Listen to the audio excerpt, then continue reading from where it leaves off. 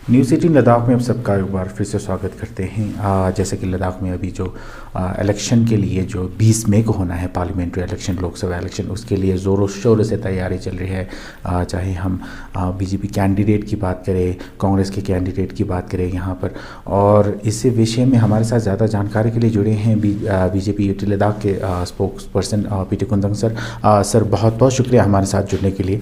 जैसे कि हमने देखा है कि आजकल जो यहाँ पर प्रचार हो रहे हैं, कैंपेनिंग हो रहे हैं इलेक्शन, आने वाले इलेक्शन को लेकर, तो सबसे पहले यही पूछना चाहेंगे कि जैसे कि कारगिल से यूनाइटेडली हनीफा जान कारगिल से खड़ा किए हैं, और ले से अगर हम बीजेपी कैंडिडेट के बारे में अगर कहें तो कितना बड़ा चैलेंजिंग रहेगा आने वाले इलेक्शन को लेकर सर? जी देखिए, कारगिल से पहले तो उन्होंने बोला था कि ये INDI का अलायंस उनका जॉइंट कैंडिडेट है। बाद में आपको हम सब जानते हैं कि मैंडेट जो है वो कारगिल को नहीं मिला, और उसके बाद उन्होंने ये बोला कि जो कांग्रेस का मैंडेट है वो लेह को मिला, और उन्होंने त्सरिंग नामग्याल जी को अपना उम्मीदवार बनाया।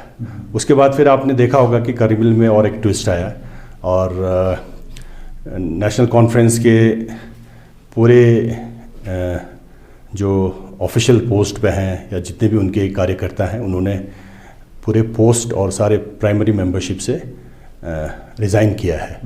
और रीज़न ये बोला है कि हमें नेशनल कॉन्फ्रेंस की तरफ से प्रेशराइज़ किया जा रहा है कि उनके अलायंस के कैंडिडेट को, यानी कि कांग्रेस के कैंडिडेट को सपोर्ट करो। अब देखिए, मुझे तो ये कुछ अजीब सा बात लग रहा है कि कभी वो लोग अलायंस करते हैं, फिर मैंडेट उनको नहीं मिलता है, लेके कांग्रेस कैंडिडेट को मिलता है, फिर मास रिजिग्नेशन करते हैं। ये पता नहीं इनका क्या आपसी कुछ पक रहा है अंदर से। तो उसके बारे में तो मैं यही कहूँगा जितना हमें इन्फॉर्मेशन है।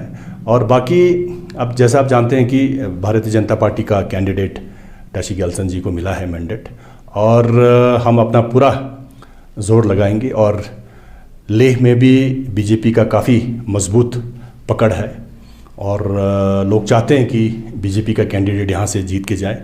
और कारगिल में भी हमारे बीजेपी के वर्कर्स बहुत हैं, और हमने कारगिल में भी बहुत काम किया है।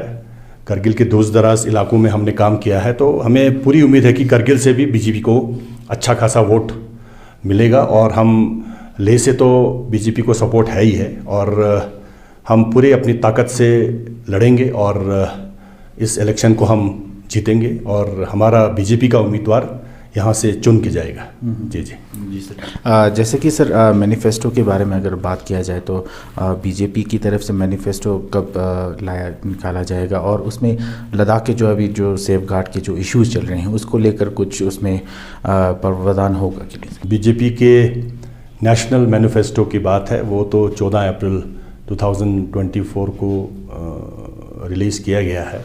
और अभी जो यूटी लद्दाख का जो बीजेपी का अपना मैनिफेस्टो है, वो आने वाले 1-2 दिन में हम डिस्कशन करने के बाद पूरा उस पर एक कमेटी हमारा यहाँ पे सेटअप हुआ है, मैनिफेस्टो कमेटी।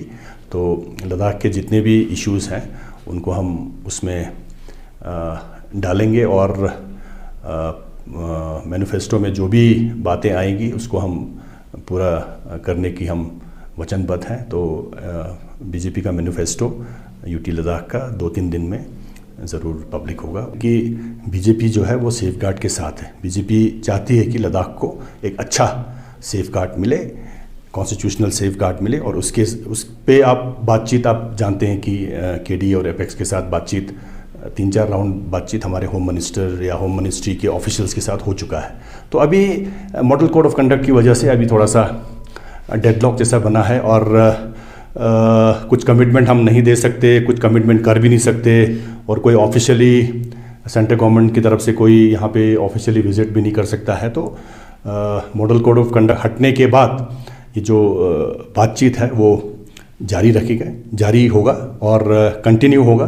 और लद्दाख के जितने भी इश्यूज़ हैं, जितने पेंडिंग इश्यूज़ हैं सेफ गार्ड को लेके या 4 पॉइंट एजेंडा के इश्यूज़ को लेके, बीजेपी कमिटेड है, और बीजेपी ही इन चीज़ों को पूरा कर सकती है, क्योंकि आपको पता है कि बीजेपी की ही सरकार आएगी।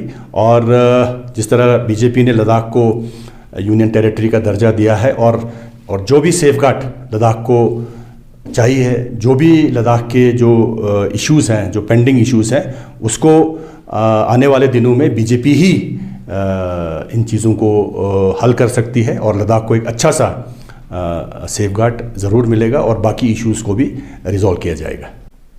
जैसे कि सर हमने सुना है एज पर सोर्सेज की जो प्रधानमंत्री मोदी और होम मिनिस्टर भी आने वाले दिनों में कैंपेन के लिए यहाँ पर जुड़ सकते हैं, क्या कहेंगे सर?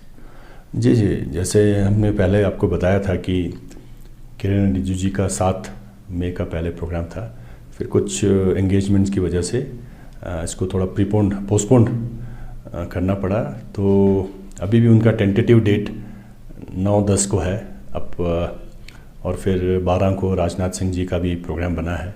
फिर 17-18 के लिए हमने प्राइम मिनिस्टर और ऑनरेबल होम मिनिस्टर के लिए भी हमने यहाँ से पार्टी की तरफ से लिखा हुआ है कि अगर अवेलेबिलिटी हो तो अभी देखिए आप VIPs का कुछ लास्ट मोमेंट पे कुछ एंगेजमेंट्स की वजह से फिर प्रोग्राम्स जो है उसमें चेंजेस आते रहता है। तो इस बार जो हमारा यूटी लद्दाख की तरफ से बीजेपी की तरफ से हमने उनको रिक्वेस्ट भेजा है, अब वो अभी तक कंफर्म्ड नहीं हुआ है। तो जब भी कोई अच्छा न्यूज़ वहाँ से आएगा, कंफर्म होगा, तो हम आपको बता सकते हैं। अभी तो फिलहाल टेंटेटिव प्रोग्राम है। जी ठीक सर, बहुत बहुत शुक्रिया। अभी हमारे साथ बात कर रहे थे यूटी लद्दाख के स्पोक पर्सन बीटी कुंसंग सर, जो आने वाले जो इलेक्शन, जो पार्लियामेंट्री यूटी लद्दाख के इलेक्शन पे किस तरह से इनकी तैयारी है उस पर बात कर रहे थे। कैमरा मैन निसार हुसैन के साथ मैं के लिए से।